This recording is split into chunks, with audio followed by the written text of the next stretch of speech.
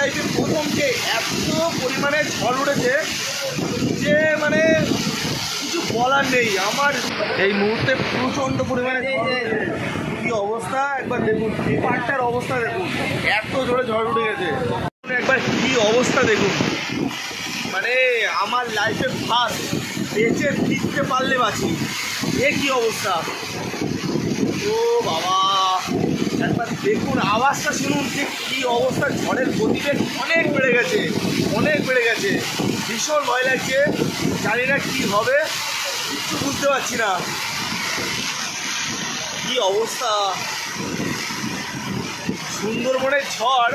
যারা এখানকার মানুষজন এখানে থাকেন, আমরা অনেক খবর দেখি, অনেক খবর শুনি যে এরকম ঘটনা ঘটেছে। আজকে কিন্তু আমার লাইফে প্রথম যে এত পরিমাণে ঝড় উঠেছে যে মানে কিছু বলার নেই। আমার জীবনের প্রথম এই ভয়ঙ্কর নদীতে সুন্দরবনে ঘুরতে এসে এইরকম একটা অসুবিধার কবলে পড়লাম। দেখুন, শুধু একবার দেখুন কি অবস্থা।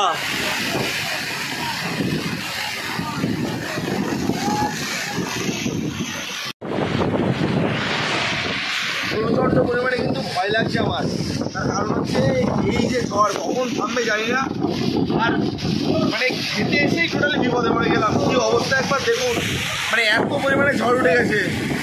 ভীষণ ভয় লাগছে, ভীষণ ভয় লাগছে। বেঁচে ফিরতে পারলি বাঁচি। সুন্দরবন এসে যে এরকম ঝড়ের কবলে পড়বো এটা একেবারেই কিন্তু ভাবিনি।